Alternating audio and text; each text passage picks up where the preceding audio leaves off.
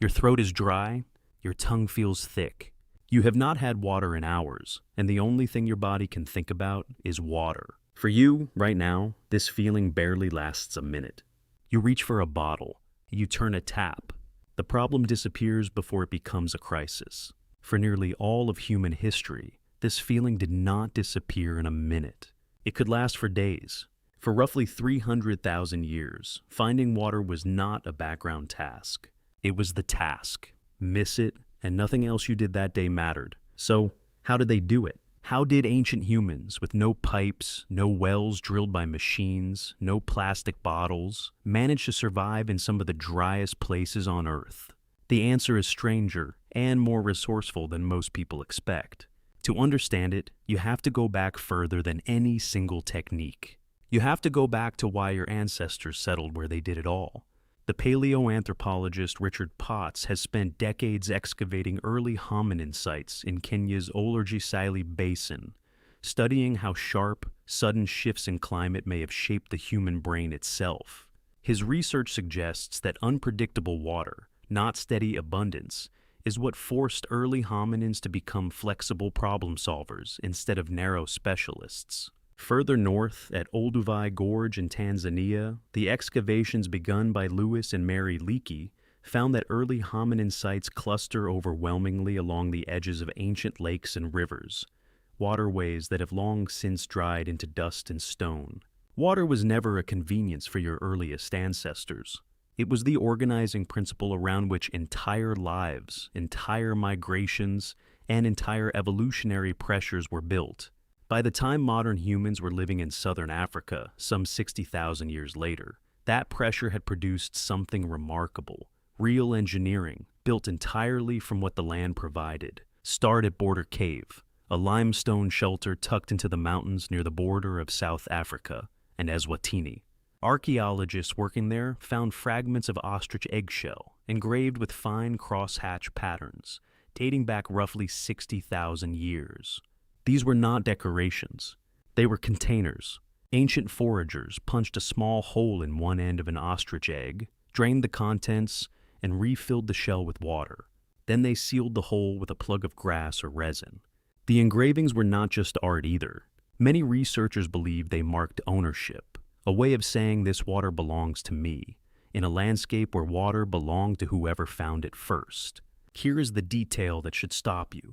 These eggshell flasks were not just carried, they were buried. Ancient foragers dug small caches into the ground near dry riverbeds and hid full water containers under the sand for later, a kind of prehistoric insurance policy. If you passed through this stretch of desert again in 3 months, you knew exactly where your last water was waiting. That is planning across a time scale most people today never have to think about. Could you bury a resource today and trust your future self to find it weeks or months from now in a landscape with no landmarks? Move now to the Kalahari Desert, one of the driest environments on the planet, where the anthropologist Richard Lee spent years in the 1960s living alongside the Ju-Hwanzi San people. Lee wanted to understand something simple. How do people survive, long term, in a place with almost no visible water? What he documented was a technique now known as the sip well. In the dry season, the Kalahari's rivers vanish, but underneath the sand, moisture lingers, trapped just below the surface. The Ju-Hwanzi knew exactly where to dig. They would carve a narrow hole into the sandy riverbed, sometimes a meter or more deep, and insert a hollow reed or a specially made straw down into the damp sand at the bottom. Then they would suck the moisture up through the reed, filtering it through grass at the tip to catch the sand, and spit mouthful after mouthful into an empty ostrich shell or gourd. It could take an hour to fill one container this way, one mouthful at a time. No modern person would call this efficient, but it worked reliably for generations, in a place where a single miscalculation about water meant death. And knowing where to dig was only half the problem. The other half was knowing who would let you dig there at all. The anthropologist Polly Rissner, who also worked extensively among the Ju-Hwanzi, documented an exchange network called HXRO, a system of gift-giving that linked distant families across the desert. Through HXRO, a person in one region built long-term relationships with people living near entirely different water sources. When drought struck your home territory, those relationships were not sentimental. They were survival infrastructure. You could travel to a HXRO partner's land and be welcomed at their sip wells because years earlier you had given them a string of beads or a spearhead or a piece of clothing, and the debt of reciprocity still held. Water access, in other words, was not just a matter of geography. It was a matter of social memory, carefully maintained across hundreds of kilometers.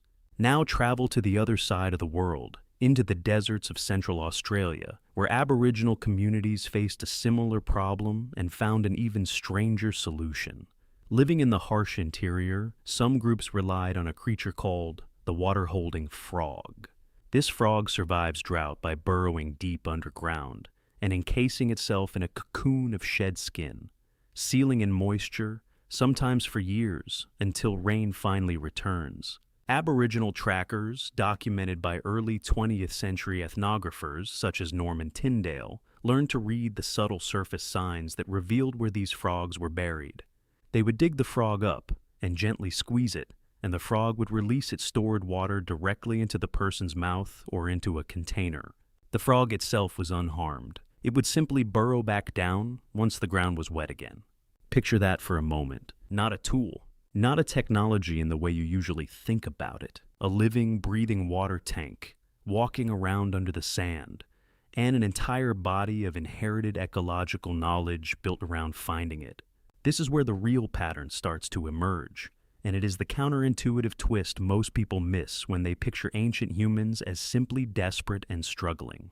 Finding water like this was not improvisation.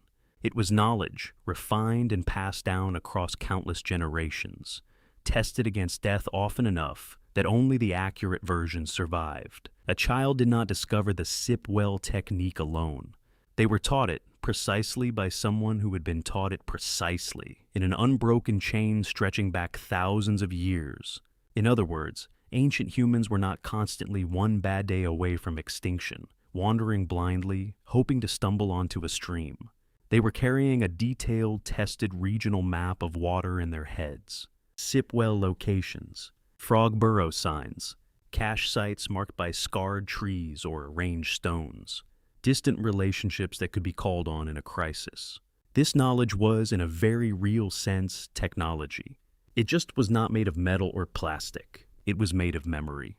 And as human societies grew larger and more settled, that memory eventually hardened into something closer to what you would recognize as engineering. In the deserts of what is now Jordan, the Nabateans, a trading people who built the city of Petra more than 2,000 years ago, carved an entire hidden water network directly into the sandstone cliffs surrounding their city. Archaeologists have traced dozens of channels, cisterns, and terracotta pipes that captured rare flash floods and stored the water in reservoirs cut deep into the rock, largely invisible to any outsider passing through.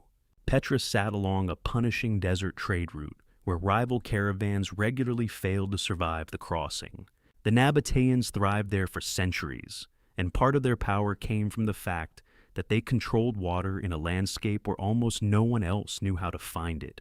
Further east, in ancient Persia, engineers developed an even more ambitious system known as the qanat. Starting around 3,000 years ago, workers dug narrow, gently sloping tunnels by hand, sometimes stretching for many miles underground, to tap into water trapped in aquifers at the base of distant mountains. Gravity did the rest, carrying the water slowly downhill through the tunnel until it emerged in a village or a field, often in the middle of otherwise uninhabitable desert. Some of these qanats, remarkably, are still in use today, still carrying water exactly as they were designed to, thousands of years after the people who built them died. There is even older evidence hinting at how central water was to the human story, long before either of those systems existed. Rock art found at Tassili, Niger, in the Sahara shows swimmers and herds of cattle, painted in a place that is now one of the driest deserts on Earth. Thousands of years ago, this region was green, dotted with lakes. As the climate shifted and the Sahara dried, the people living there did not vanish. Many migrated, carrying water knowledge with them into new, harsher terrain, adapting old techniques to new ground. Water scarcity did not just threaten ancient humans, it shaped them. It shaped where they walked, who they trusted, what they taught their children first, and in time, what they were willing to carve into solid rock. So try to reconstruct a single afternoon. You are walking with your group across dry, cracked ground. The sun is high, and the heat presses down like a hand on the back of your neck. Your youngest sibling is starting to lag behind, dragging their feet, and one of the elders slows to walk beside them, murmuring something you cannot quite hear. You spot a faint line of darker sand, a memory of a river that stopped flowing months ago. You do not sit down in despair. You know this place. Someone before you knew this place and told the person who told you. You start to dig. Within an hour, you have a reed in the sand and water, slow and sandy, but real, rising into your mouth. You feel the ostrich shell your mother gave you, the one with the cross-hatch pattern near the rim, marking it as yours. Later, before you leave, you will bury a second shell here, a few steps from a lone marked tree, for whoever in your group passes this way again. No app told you where to dig. No sign marked the spot. Just knowledge, held in your body and your group, tested against the alternative of dying of thirst. Now think about your own relationship with water. You have almost certainly never had to locate it. You have never had to earn it through inherited, specialized skill, or trade for the right to reach it, or carve a tunnel toward it by hand. It arrives, clean and immediate, the moment you turn a handle. Consider how strange that actually is. The average person today can walk to a kitchen sink and access more clean water in 10 seconds than a Juhuanzi forager might secure in an hour of sipping through a reed. Somewhere in the world right now, bottled water is being bought and discarded by the billions of units a year, treated as disposable, barely worth a second thought, while the knowledge that once made the difference between a family's survival and its disappearance quietly fades out of use. That ease is not natural. It is one of the youngest, strangest privileges in the entire human story, built on plumbing and infrastructure that is, in evolutionary terms, brand new. Your body, meanwhile, has not caught up. It still reacts to dehydration the same way it did for your ancestors 60,000 years ago at Border Cave. The dry mouth, the headache, the narrowing focus. Your body still treats water like the emergency it always used to be, even now, when the emergency is almost never real. So, the next time you fill a glass without a second thought, remember what that simple act used to require. A buried ostrich shell, an hour with a reed in the sand, a frog squeezed gently for the water it had saved, a tunnel dug by hand, stretching miles beneath a mountain. Your throat is dry, your tongue feels thick, and for the first time today, maybe you actually notice it and feel just for a second how astonishing it is that the answer is already in your hand.